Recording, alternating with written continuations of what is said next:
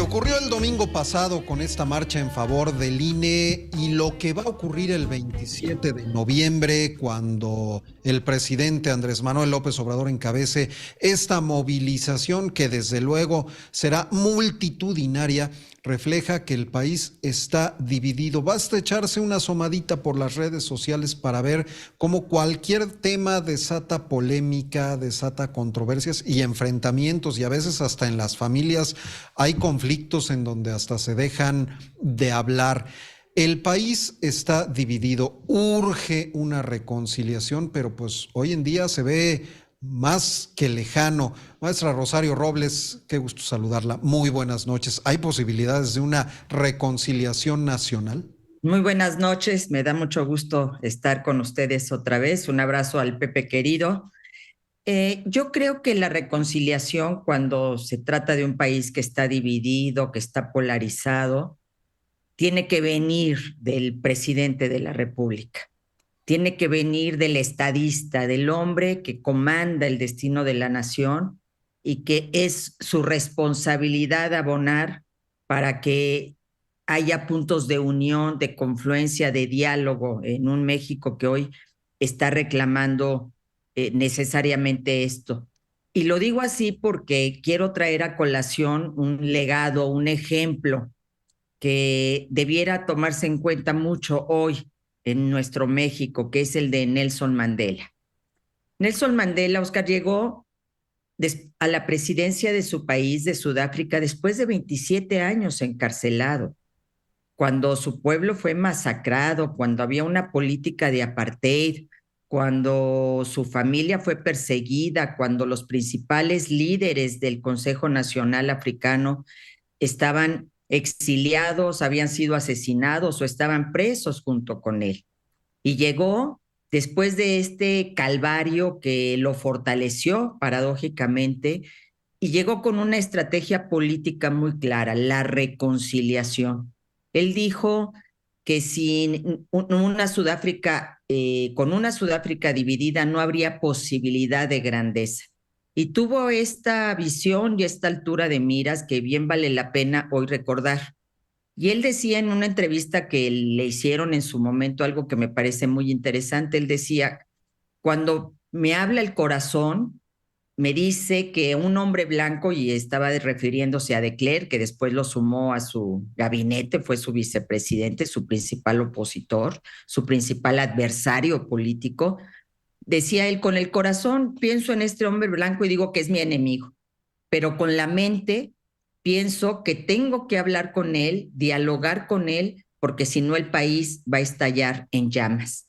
Y yo creo que hoy es lo que se requiere en México. Muy bien que se manifiesten todos, pero lo que se requiere es conciliar, lo que se requiere es encontrar esos puentes, y yo en la semana hacía referencia a una marcha muy importante que hubo el 12 de enero de 1994, cuando había estallado la rebelión zapatista. Una manifestación multitudinaria que hicimos todos y todas. No hubo distingos de colores, ni de partidos, ni de personas. A nadie se le señaló, todos marchamos. Y en esa marcha se exigió un cese al fuego, no sé si lo recuerdas, o tal vez estaba súper joven. Y No, entonces, no, no, fíjate, estimada Rosario, yo estuve cubriendo la marcha zapatista justamente ya en en estas el 2000, actividades, desde San Cristóbal de las Casas hasta acá la Ciudad de México, y claro que recuerdo esa movilización, un gran ejemplo de la gente manifestándose a favor de una causa. de una causa en la que el gobierno reaccionó no exhibiendo a las personas que habían marchado, sino con un cese al fuego unilateral y con un llamado al diálogo al Ejército Zapatista de Liberación Nacional. Entonces, evidentemente que yo quisiera que este legado, tanto de la movilización que hemos tenido en México como del propio Mandela, que su ejemplo es a nivel mundial, es un hombre que es fue premio Nobel de la Paz, que está en todos los libros de historia y que nos demuestra que a pesar de la represión que él vivió, a pesar de esta injusticia, él entendió perfectamente que la única manera es reconciliar, y por eso creó la Comisión para la Verdad y la Reconciliación, que eran la cara de la moneda, una de las caras de la moneda y la otra era la reconstrucción y el desarrollo. No podía haber reconstrucción y desarrollo, y podemos parafrasear, no puede haber transformación si no hay reconciliación, si no hay perdón, si no hay un camino juntos, que entendamos que somos mexicanos y mexicanas, que tenemos que encontrar este espacio de diálogo y de concertación. A mí me preocupa mucho, Oscar, que esta polarización fortalece los extremos. Hoy mismo tenemos en México esta conferencia, pues de la derecha, de la extrema derecha, de esta reunión que se está llevando a cabo, esta cumbre, y entonces se fortalecen estos espacios de extremos, ¿no? Es decir, la extrema derecha contra una izquierda intolerante, y no hay espacios para el centro y para el diálogo y para la comunicación. Entonces, no conviene. Y Mandela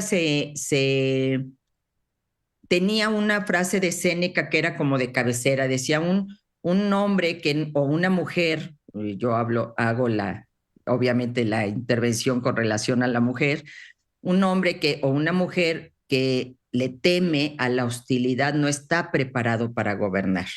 Un gobernante que no acepta la crítica, que no acepta el disenso, el que otras personas opinen de manera diferente, tampoco está preparado para gobernar. Y yo creo que hoy en México lo que requerimos es un reconciliador. Ojalá nos escuche el presidente de la República. Ojalá, porque se vive un momento muy delicado. Simple y sencillamente ya hay organizaciones que han anunciado que se van a ir a manifestar el 27 de noviembre, pero no a favor del presidente Andrés Manuel López Obrador.